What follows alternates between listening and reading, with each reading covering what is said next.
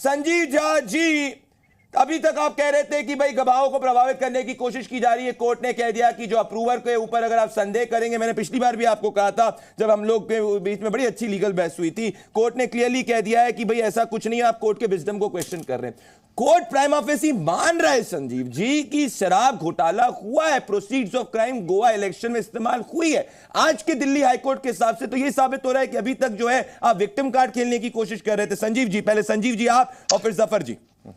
देखिए प्रदीप जी, मैं पहले बता दूं कि आज जब बिल की सुनवाई हो रही थी, जब ग्राउंड ऑफ अरेस्ट की सुनवाई हो रही थी, तो पहले ही जस्टिस ने ये कहा कि हम ये बिल पे हम नहीं सुन रहे, ना तो हम ट्रायल पे सुन रहे हैं, हम ग्राउंड ऑफ अरेस्ट और रिमांड पे सुन रहे हैं।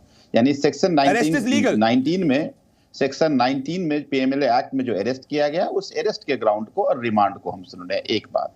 दूसरी बात, देखिए हम कोर्ट के व्यू से सहमत हो सकते हैं, कोर्ट के व्यू से असहमत हो सकते हैं। कोर्ट के व्यू से मान लीजिए असहमत होंगे, हम सुप्रीम कोर्ट जाएंगे। पहले भी सारी कहानियां हुई थी ना, इसी कोर्ट में हुई थी। संजय सिंह जी का इसी सेक्शन 19 को ही हमने चैलेंज किया था। तो जो कहानी आज वो सारी कहानी संजय सिंह जी के केसेस में हुआ था, लेकिन फिर सुप्रीम कोर्ट से आके बेल मिला ना, तो इसका मतलब नहीं है कि किसी एक कहानी में। एक बात बता दूं, आज ही केरला हाई कोर्ट के एक केसेज में इस केरला हाई कोर्ट ने कहा है कि it is improper to force Lok Sabha election candidate to appear before ED, although there may be some link, but it may appear after election. तो अलग अलग कोर्ट के अलग अलग जस्टिस के अपने व्यू हो सकते हैं, अलग व्यू नहीं। पर Sanjeev ji, I respect your argument here, पर मैं बॉटम लाइन जफर जी ये कहना चाहता हूं, मैं ऑब्जर्वेशंस की बात करना चाहता हूं कि भाई क्या चेंज हुआ है। 9 मई 2013 को सीबीआई को केज बैरेट सुप्रीम कोर्ट ने कहा था, प्रियम जी आपको याद होगा। 9 साल 11 महीने बाद 9 अप्रैल 2023 को ED is acting independently, Delhi high court बोल रहा है। तो ये बहुत बड़ी ऑब्जर्वेशन है जो ये साबित करती है कि इन्वेस्टिगेटिव एजेंसीज पर, जो तृणमूल कांग्रेस को भी मैं लाना चाहूंगा डिबेट में, जो जफर जी आरोप लगा रही थी, आम आदमी पार्टी भी कहती है कि राजनीतिक प्रभाव है। कोर्ट नहीं मानता कि राजनीतिक प्रभाव है। जफर इस्लाम, देखिए कोर्ट कैसे मानेगा प्रदीप जी? कोर्ट को मानने के लिए कोर्ट के पास दस्तावेज चाहिए, प्रूफ चाहिए। जब ये पूरा घोटाला करने का एविडेंस है और जो क्राइम का प्रोसीड्स कहाँ इस्तेमाल किया उसके एविडेंस है, जो मनी ट्रेल है उसके एविडेंस है, और दस्तावेज जो भी है, जो भी बाकी जो इन्फॉर्मेशन है, वो साफ इस बात को दर्शाता है। कोर्ट ने बिल्कुल साफ तौर से कहा है कि इसको पॉलिटिकल कलर आप देने की कोशिश मत कीजिए। यहाँ पर जो आपने क्राइम किया है, एक आम नागरिक की तरह, आप मुख्यमंत्री हैं, तो इसका मतलब नहीं कि आपके लिए कोई स्पेशल प्रिविलेज हो। ये बहुत अच्छी बात है। देखिए कोर्ट ने बिल्कुल साफ कर दिया कि प्रिविलेज समझ के, अहंकार इनको इतना था कि मैं मुख्यमंत्री हूं तो मैं क्राइम करूंगा तो मैं दुनिया को झूठ बोल के कोर्ट में को भी झुटला दूंगा। लेकिन कोर्ट के पास दुनिया तो के पास दस्तावेज नहीं होते, कोर्ट के पास तो दस्तावेज है।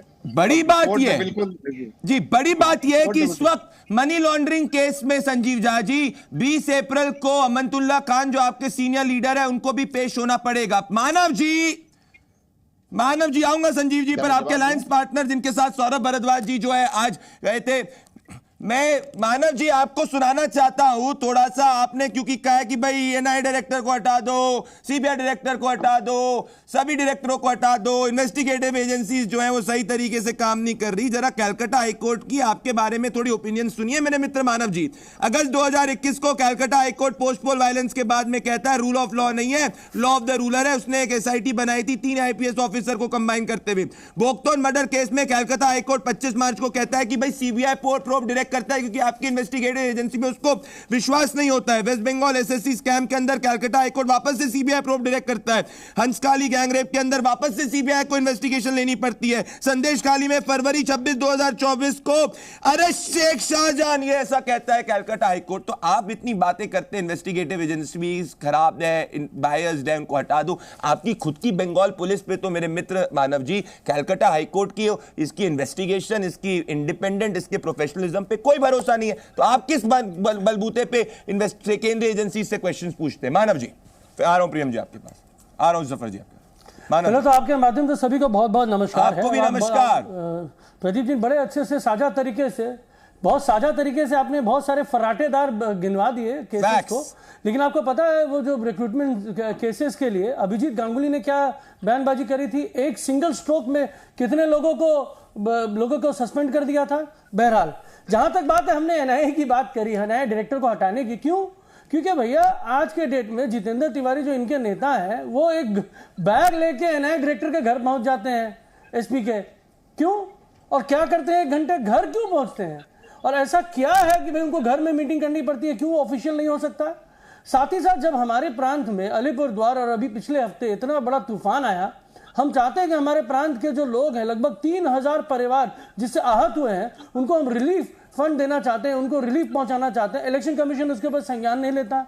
आज के आज आप जहां दिल्ली में है, वहां पे हमारे नेतागण, हमारे एमपी, हमारी महिला एमपी डोला सिंह जी, जिनके पैर में सर्जरी हुई है, जिस तरीके से उनको घसीटा गया है, जिस तरीके से हमारी जो नई ये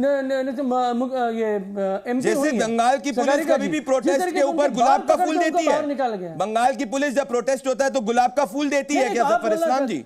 नहीं, जब बंगाल में प्रोटेस्ट होता है तो बंगाल पुलिस क्या गुलाब का फूल देती है जब प्रोटेस्टर्स प्रोटेस्ट करते हैं? मैं आ रहा हूं प्रियम जी और संजीव जी आपके पास। जफर जी, नहीं, वही तो मैं बोल रहा हूं, आप गोली मारेंगे, आप एमपी लोगों के साथ आ रहा हूं संजीव जी, आऊंगा आपसे, जो चुने हुए एमपी संजीव जाके पहले जफर इस्लाम मोदी जी तो वो जवाब दे रहे हैं। जफर इस्लाम, देखिए हकीकत यह है कि चाहे टीएमसी हो और जो अपोजिशन पार्टी है, जब इनको लग रहा है कि इनकी जमीन खिसकती जा रही है, जनता का विश्वास इनकी तरफ से खत्म हो रहा है, और बंगाल के जमीन पे मैं सीना ठोक के कह रहा हूँ कि इस बार हमारी सीटें जो है वो बहुत अच्छी आएंगी, 30 के आसपास आएंगी, और इसलिए सारे जो है इनके जो सोचने समझने की जो एक कैपेसिटी होती है खत्म हो चुकी है। इसलिए कि उन्होंने सोचा था कि भाई यहाँ पर भाजपा को हम रोक लेंगे, लेकिन मिनिमम 30 आएगा, हो सकता है 36, 37 भी आ जाए। जब हमने उत्तर प्रदेश के बारे में कहा था तो आप लोगों ने यकीन नहीं किया था। आज मैं फिर बहुत साफ लफ्जों में कह रहा हूँ कि इस बार हमारी जो है सीटें वहां 30+ आएंगे। मैं कह रहा हूँ सीटों की बात इस वक्त नहीं है, मैं कह रहा हूँ नहीं, मैं डिबेट को मैं वापस से लाना चाहता हूँ। प्रियम जी, बात में लोकतंत्र नहीं। जफर जी सुनिए, आज बहुत बड़ा दिन है लोकतंत्र के लिए। 10 सेकंड बोलिए।